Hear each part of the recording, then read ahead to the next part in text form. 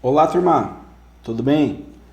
Turma, na aula de hoje eu vou falar sobre a relação entre eletricidade e magnetismo. Para essa aula de hoje eu defini os seguintes objetivos. Primeiro vou falar sobre a experiência do dinamarquês Hans Christian Ørsted. Depois eu apresento a prática do experimento de Ørsted. Na sequência, a descoberta de Benjamin Franklin, que contribuiu para o eletromagnetismo. Na sequência, conceitos sobre dipolos magnéticos. E, por fim, formação dos domínios magnéticos. Legal, então falando sobre a relação entre eletricidade e magnetismo, temos que lá em 1820 o professor dinamarquês Hans Christian Ørsted realizou uma experiência conhecida mais tarde como experiência de Ørsted, em que demonstrou pela primeira vez a relação entre eletricidade e o magnetismo. A experiência consistia em colocar uma agulha imantada paralela a um fio que seria percorrido por uma corrente elétrica. Ørsted observou que, ao fechar a chave do circuito, surgiu uma corrente elétrica e, nesse momento, a agulha imantada desviava sua orientação norte-sul, fenômeno já observado quando se aproximava um ímã de uma agulha imantada. Então, aqui nós temos a imagem, da época, do físico dinamarquês demonstrando aqui na prática o que acontecia. Aqui estava a agulha e aqui ele tinha dois polos, percorriam um fio. Esses dois polos fazia percorrer, melhor dizendo, uma corrente elétrica por esse fio e mudava a direção norte-sul. O próximo slide eu demonstro de uma forma mais clara esse experimento de Ørsted. Então nós temos que ao abrir a chave, o fluxo de corrente cessava e a corrente cessava e a agulha voltava à sua posição normal. Com isso, descobriu-se uma relação entre eletricidade e magnetismo. Ah, professor, qual chave?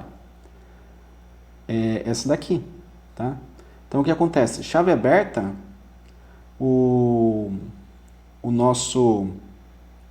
nossa bússola, digamos assim, ela não indicava direção nenhuma, tá? Tinha o norte-sul, mas ela ficava parada. Agora, quando eu ligava o circuito, fechando a chave, tá? Surgiu uma corrente, essa corrente elétrica passava por essa barra e a bússola ela girava, tá? Então, com isso, foi possível compreender que a eletricidade está diretamente relacionada aí ao magnetismo. Tá? E aqui eu defino a figura A como circuito elétrico que pode demonstrar a experiência de Ørsted. E na B, após a ligação da bateria, o fechamento do circuito, a passagem de corrente elétrica provoca a deflexão da bússola. Tá? Então, há aí um ângulo, tá, que surge com relação à bússola em repouso. Tá? Bússola em repouso, chave de circuito aberta. Chave fechada, surge uma corrente elétrica nesse circuito que faz a bússola girar. Tá? Então, bem claro, se eu tenho a bússola girando com corrente elétrica, a corrente elétrica provoca aí um efeito magnético. Bacana.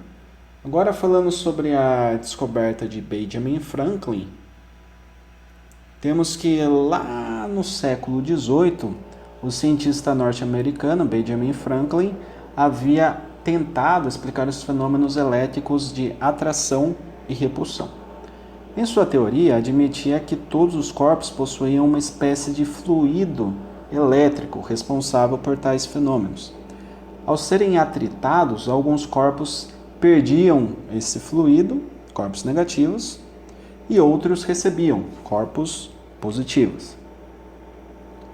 Atualmente, sabemos que o processo de separação de cargas elétricas ocorre por transferência de elétrons, sem que o número de elétrons e prótons se altere e que a corrente elétrica em um fio está associada ao movimento dos elétrons livres. Tá? Então aqui nós temos uma imagem que representaria um fio e aqui nós temos os elétrons livres. Perceba que eles têm uma direção aleatória, né? Então, tem uma direção aqui na diagonal, por exemplo, aqui para cima, aqui para baixo, outra na diagonal, né? Indo mais para a esquerda. Então, são elétrons livres, mas aleatórios dentro desse elemento condutor. Para esse caso, o campo elétrico resultante em seus pontos internos é nulo. Potencial elétrico em todos os pontos da superfície é constante. Portanto, não existe diferença de potencial, já que é constante, né? E os elétrons livres distribuem-se em sua superfície externa. Então, os elétrons eles ficam mais na superfície, tá, do elemento. Relacionando agora potencial, campo e força elétrica. Se as extremidades do condutor são ligadas a uma bateria, passa a existir em seu interior um campo elétrico, com sentido do polo positivo para o negativo, como mostra a figura ao lado. Tá? Então tem o polo positivo, polo negativo, e o campo elétrico sai aqui do positivo e vai para o negativo. Com o surgimento desse campo elétrico no interior do condutor, os elétrons livres ficam submetidos a uma força elétrica, cujo sentido é contrário ao do campo elétrico, pois a carga dos elétrons é negativa, o que altera o seu deslocamento. Eles se movem em direção e sentido iguais aos da força elétrica. Tá? Então, os elétrons, que são esses elementos, eles se movem na direção da força elétrica, ou seja, saindo do negativo e indo para positivo. Negativo são os elétrons, tá? Então ele sai lá, digamos assim, da casinha dele, do refúgio deles aqui no polo negativo e buscam o polo positivo para fechar esse circuito. Esse movimento ordenado é denominado de corrente elétrica, medida em ampere. Ok? Então, o fluxo ordenado dos elétrons é corrente elétrica dada em amperes. Agora, falar sobre a definição de dipolos magnéticos. Bom, vamos lá, né? Sabemos que uma carga elétrica imóvel no espaço origina um campo elétrico. Isso a gente já estudou na aula passada, inclusive, né? Quando essa carga elétrica passa a se mover, surge ao seu redor uma região com propriedades magnéticas, que nós chamamos de campo magnético. Então, eu preciso que a carga elétrica se mova para que exista o campo magnético. O campo magnético nos condutores energizados surge devido ao movimento ordenado dos elétrons livres. Mas nos ímãs, né, os ímãs naturais, por exemplo, como surge o campo magnético se não há movimento ordenado dos elétrons livres? Essa seria uma pergunta interessante, né? Puxa, se o magnetismo está relacionado à variação de carga elétrica no tempo, se eu não tenho variação de carga elétrica, eu tenho o ímã natural, por que tem campo magnético? Vamos lá. A explicação para o campo magnético dos ímãs também é atribuída às cargas elétricas, os elétrons, né? Que se movem ao redor do núcleo dos átomos, formando o chamado dipolo magnético. Ah, professor, então o dipolo magnético é o campo magnético do átomo, né? Basicamente sim, né? Você tem os átomos e os elétrons nos átomos. Se a gente parar para estudar a partícula atômica, eles ficam girando, tá? Eles têm um movimento de rotação. Esse movimento de rotação chamado de spinning, ele gera um campo magnético, gera um polo norte e um polo sul.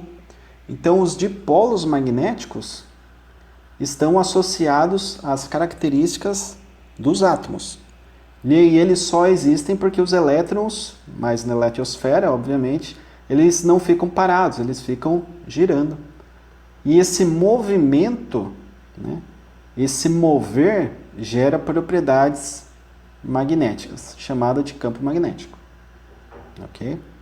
Lá no átomo. Falando agora da formação dos domínios magnéticos, temos que a matéria formada por inúmeros conjuntos de dipolos magnéticos é denominada domínios magnéticos, que funcionam como minúsculos ímãs. Tá? Então, o conjunto de dipolos magnéticos forma os domínios magnéticos. Em um material qualquer, os domínios magnéticos estão desorientados, não havendo, por isso, um campo magnético resultando, ou mais corretamente, um campo magnético resultante, tá? Que nesse caso é nulo.